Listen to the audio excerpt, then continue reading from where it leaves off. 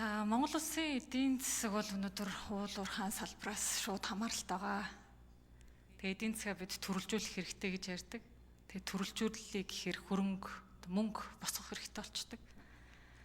Тэгээ төрөлжүүлэхийн тулд хөрөнгө мөнгө босгохын тулд юу ер нь Монгол Улсаас шаардлагатай байдаг вэ гэхээр миний л ер нь харж байгаагаар улс төрийн нэгдүгээрт бол доктортой байдал шаардлагатай гэж хардаг. За хоёрдугаарх нь бол мэдээж энэ уул уурхайн салбарт үйл ажиллагаа явуулж байгаа аж ахуй нэгжүүд доктортой бас амжилттай ажиллах ийм шаардлагатай бол нүүр тулж байгаа. Тэгээ манай улсын эдийн засаг хүчирхэг болтол нэлээд олон жилийн шаардлага бол бидний толгой дээр бол байх баха. За өнгөрсөн хугацаанд бол бид нар их олон том боломжийг бол алдсан. Бид нар өнөөдөр бас зах зугаас нь ярьлаа. За уул уурхайн бүтээгдэхүүний үн өндөр. Тэгээ зах зээл сайн байх үед нь хэрвээ бид нар нүүрсээ их хэмжээгээр борлуулж чадсан бол буюу одоо байгаа хөлийн бомтуудаа төмөр замаар холбосон байсан бол өнөөдөр манай улсын эдийн засаг арай өөр түвшинд байх байсан бах гэж бол бат итгэдэг. За олон жил гацсан байсан Өмнөговь аймгийн нутагт оршдог гашуун сухат гэдэг бомт дуудахгүй төмөр замаар холбогдох гэж байна. За энэ асуудлыг гацаанаас гаргаад за араас нь одоо шивээ хүрэн гэх мэт бас л Өмнөговь аймагт байдаг энэ бомт төмөр замаар холбогдох энэ ажил бол одоо хүлээгдэж байна. Тэгээ энэ ажлыг болохоор энэ засгийн үед бол хийж чадсан юм аа. За алдагдсан боломжоо багч боломд хөх нөхцөл нь бүрдэж байгаа гэж бол харж байгаа. Даанч яг энэ үйл ажиллагаа идэвхжих үедээ зэрэгцээл ус төржилт эхэлчихэж байгаа байхгүй юу? Тэгээ ер нь бол ингээд ус төржөөл өнөөдөр бид нар энэ танхимдтай ингээд янз бүрийн зүйлийг ярилцаад сууж хахад цаан чин шин технологиуд биднийг хүлээхгүйгээр гараад байна. За тун удахгүй коксчдаг нүүрсийг орлох материал хэрэглээ нэвтрэх гэж байна.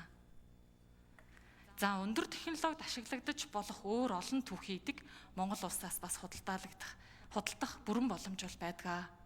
Тэгэл уул уурхайн салбартай холбоотой асуудал гарангуут л маш их ус төржөөд явждаг.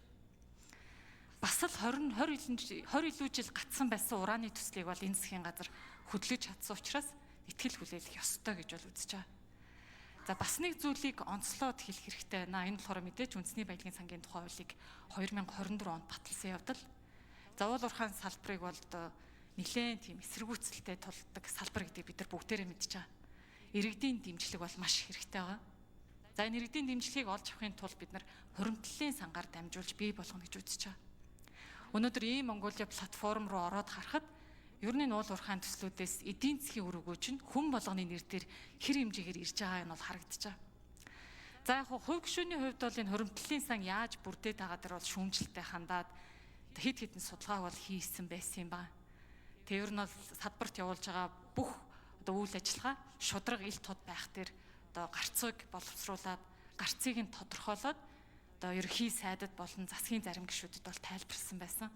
Тэг хэрвээ засаг өөрчлөгдөхөөр тулах юм бол дахиад их цаг хугацаа алдах гэдэг юм харамсалтай дүр зурагтай бол байна. Тэр ер нь бол шинэ үеийн парламентэд салбар бүрийн нийгмийн төлөвлөгийн бүлгүүд орж ирсэн. Тэг ард түмэн биднээс их хүлээлттэй байгаа учраас нэлээд тийм идэвхтэй ажиллаж байлаа.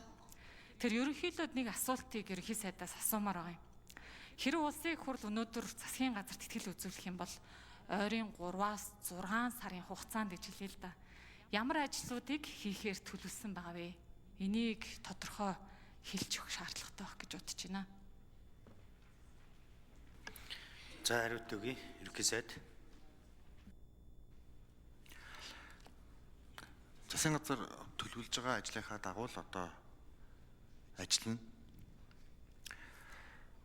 Бид хамтдаа нийгмийн даатгал татварын ийм одоо цогц реформыг бүлгүүдэд одоо ингээд танилцуулаад эхэлсэн. За тэрэн дээр бол одоо progressive tax гэж нэрлэдэг илүү дэвшилтэт татвар. За энэ бол нөгөө орлогын тэгш бас байдлыг бас багасгадаг ийм одоо татварын асуудлыг бид нар эдийн засгийн зөвлөл дээр яриад эдийн засгийн зөвлөлд дэмжиж за ингээд бүлэг дээр яриад дэмжиж ингээ өргөн барихад одоо бэлэн болцсон байгаа ийм зүйл. За энэ бол их тийм чухал зүйлээ. Иргэдийн одоо хүлээлттэй одоо уялдсан их тийм чухал зүйл. Нэг үгээр л одоо орлого өндөр хэсгээсээ бас илүү татвар авдаг. Ингэснээр тэгш бас байдлыг одоо багасгадаг одоо юм Германы маягийн ийм одоо татварын систем рүү орхон зүйтэй гэдэг. За ингээд 3-4 хувилбар танилцуулаад сангийн сайд энэ дээр бол хэд хэдэн танилцуулгууд хийсэн. Хувийн хвшлийнхэн бас хамтдаа дүгнэлттэй хийсэн. сангийн яам хийсэн, татвар хийсэн. Ингээд үндсэндээ төвшөлтлийн зэг дээр үл ирсэн.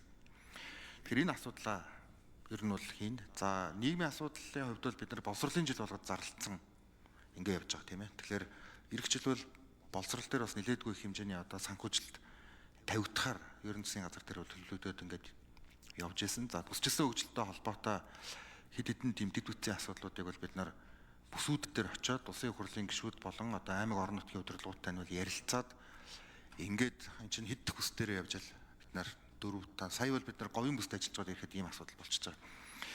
Тэгэхээр энэ ажлууд бол одоо ингээд хийгдээд явхаар төлөвлөгдөд. За нийслэл Улаанбаатар хотын хувьд бол одоо энэ туулын хурдны зам ус төрчихгүй хүн шиг байж байгаад явчвал за тэгээ хоёр тойрог зам ингээд шийдэгдчихвэл төгжрлөө шууд 50% буурахаар математик тооцоо гарцсан. Бид нар хагас өдөр бүхэн уулзсан бол их үр дүнтэй байсан. Тэгэхээр ийм ажлуудаа хэдүүлээ доктортой авч явах нь бол бас туйлын чухал юм аа. Бодлогын доктортой байдлаа хадгалах нь бол гэж одоо хариулъя. За гишүүний хэлж байгаа та санал нэг байна. Тэрний вэ гэхээр уул уурхайн салбарыг бид нар олон нийтийн дэмжлэгтэй орон нутг нь ойлгодог болох хэрэгтэй. За тэхийн тулд бид нар одоо амнаатын асуудлыг яриад оруулж ирээд одоо энэ бол үндэсний баялагын сангийн бүрэлдэхүүний хэсэг болох нь зүйтэй гэдэг. Энэ дээр бол хувийн хвшлэр нь бүгдээрээ зөвшөөрсөн шүү дээ. Зөвшөөрсөн. Хөрөнгө оруулагч зөвшөөрсөн. Одоо энийг бид нар зориглоод баталчих нь бол зүйтэй ийм ажил. За тэгвэл яг үгээр иргэд дэмжинэ. За орон нутаг ойлгоно. Сая би говийн бүс нутагт Хамбогд суманд очив. Хамбогд сумын иргэдтэй уулзсан. Тэд хүртэл амнаатын талаар ойлголтгүй л. Тийм учраас энэ асуудлыг бид нар шийдээд явчих нь бол зүйтэй гэдэг ийм байр суурин дээр байж байгаа. Гэхдээ энэ бол төлөвлөгдсөн ажлууд тэгээд цаашаа явах нь л зүйтэй ийм ажил.